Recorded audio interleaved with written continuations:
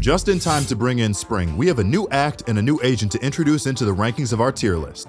What is going on, ProGuides family? It is your host, Sergeant Frost, and today we have the patch 4.08 tier list for you guys. There have been substantial nerfs to important characters within the meta, alongside a new initiator Fade dropping into the game as well. This will be an interesting tier list, so let's jump right into it. At the very top of the Eiffel Tower known as our tier list, we have the Frenchman Chamber holding down his fort. I've been telling everyone that Chamber was ever so slowly inching his way to the top of our tier list, and look where we are now. Getting right to it, let's talk about a few reasons for why Chamber was able to creep up to this spot.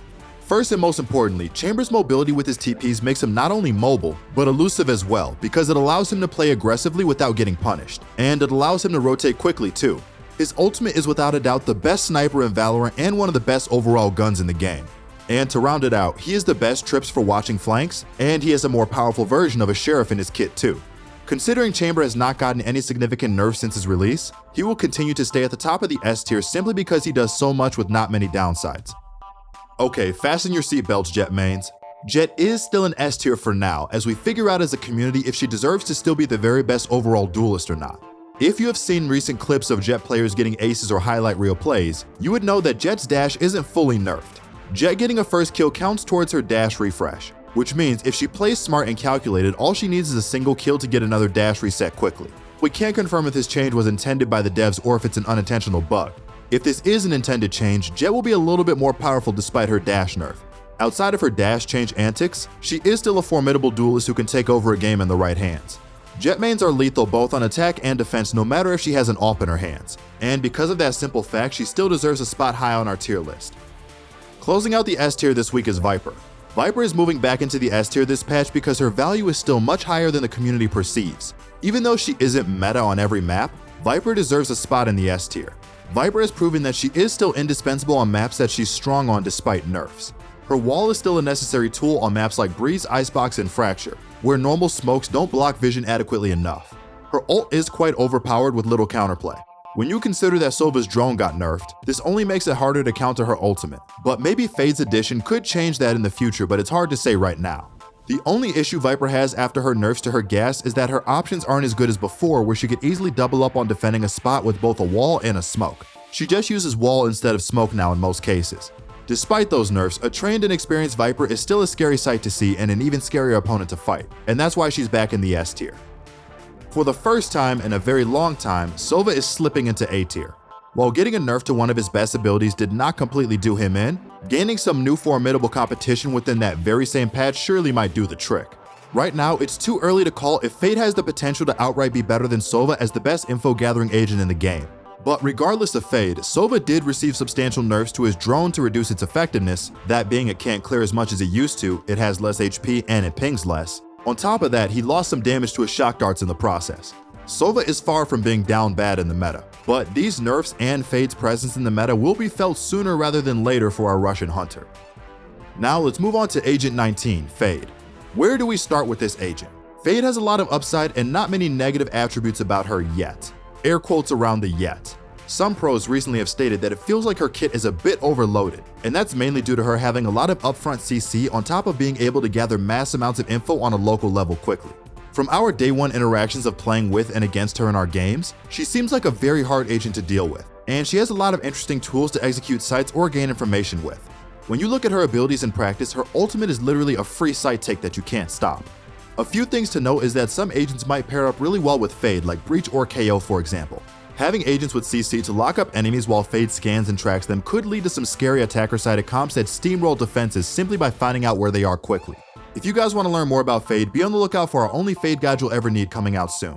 And if you want to get a leg up on the new act by learning Fade quickly, check out our website ProGuides.com, where our Radiant and Immortal level coaches can teach you how to hone your game fundamentals while learning the ins and outs of any agent you'd like. Moving into Act 3, OMEN is faring well in the meta. The buffs he received in Act 2 brought him back to life and into the meta, and he's been stable ever since. The game needs a consistent main smoker to always be good in order for the game's health balance to be okay. OMEN brings security to a team with fast and reliable smokes, a blind that is exceptional on executes, and he has the mobility to traverse the map quickly and get him out of sticky situations. OMEN is in A tier because he's the consistent smoker your team should need more than one. I know it gets repetitive, but I love praising KO. Our killer Radiant robot is still enjoying his multiple acts of fame moving into Act 3, and for good reason. Now that the suppression being overpowered secret is now public, many teams in ranked and in pro play are valuing his kit a lot more. There's not much a team can do when KO pops his ult and your sight defenses go down. KO having the ability to counter smart defensive play and elaborate defensive setups is an ability that no other agent currently has, since only he has suppression.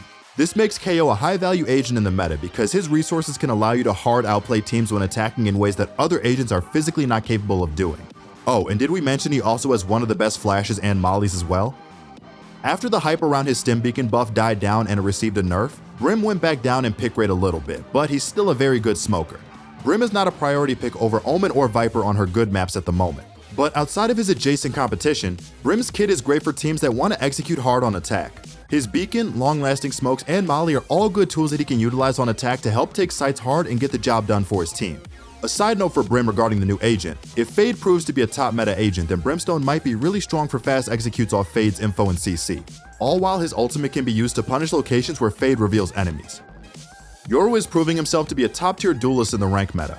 When you spend the time to learn him and you start to grasp the full potential his kit has, Yoru can be an unstoppable and annoying duelist to deal with. As someone who has made Yoru their main duelist in rank right now, the investment to reward ratio for this agent could make him an even higher than A tier once you start to harness his outplay potential and use his abilities in unison with one another.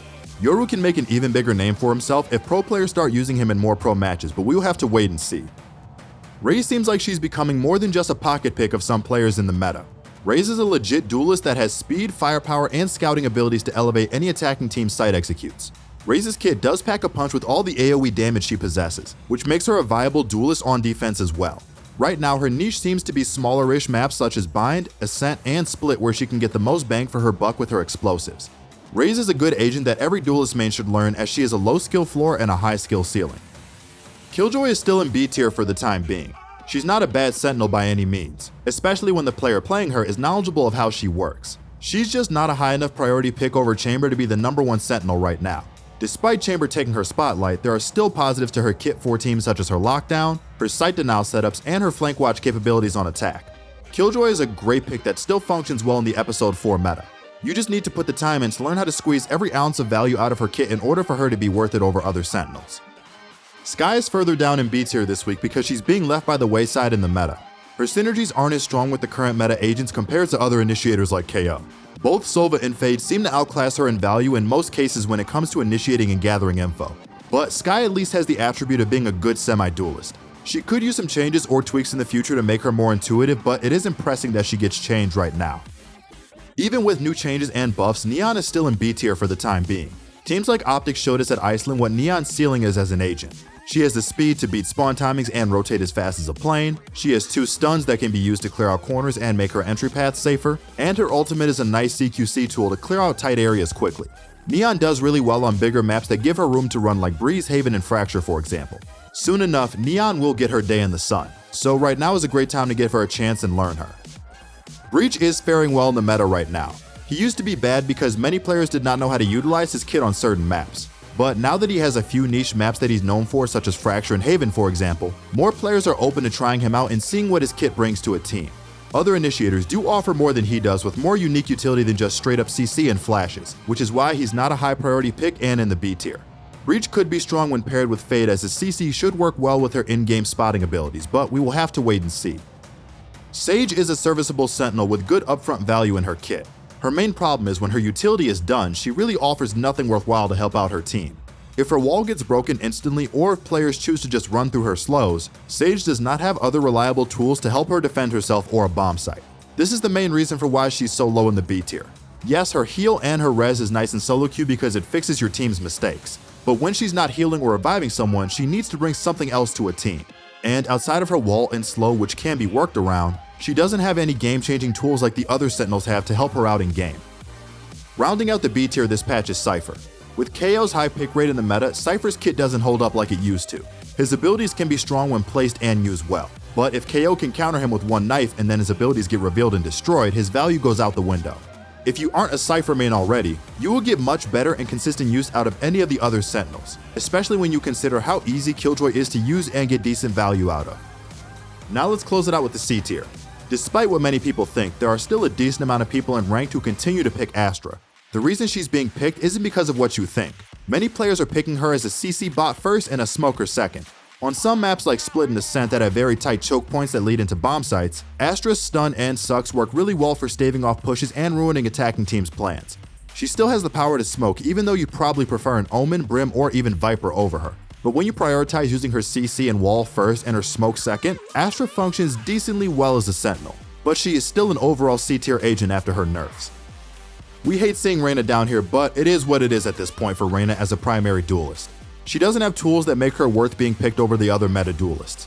Even with JETT getting some unfavorable changes, she's still leagues better than Reyna overall as an entry fragging duelist, and that should say something about the state that she's in. It will be interesting to see if the devs decide to buff her after they hit her with some unfavorable nerfs last year, or if they will let her be so they don't have to worry about her being a menace in solo queue. Considering on social media that there are hashtags to buff Phoenix, it's no secret why she's at the bottom of the list right now. His kit is not optimal for a duelist in the current meta landscape, and he's suffering from the same problems that Reyna is right now too. His flashes are outclassed by every other flash in the game, his wall is outclassed by Neon and Sage's wall, his molly is clunky and it's used more for healing most of the time. Phoenix is borderline needing a rework like Yoru to bring him back to life, and we think it's time that the devs sit down and see how they can approach changing him to bring him back to the meta. Well guys, that's all we have for our 4.08 tier list. If you enjoyed the video, please like, comment, and subscribe. Make sure to be on the lookout for our Fade Guide coming up soon. Don't forget to check out our website for top tier coaching as well. This has been your host Sergeant Frost, and I'll see you all in the next one.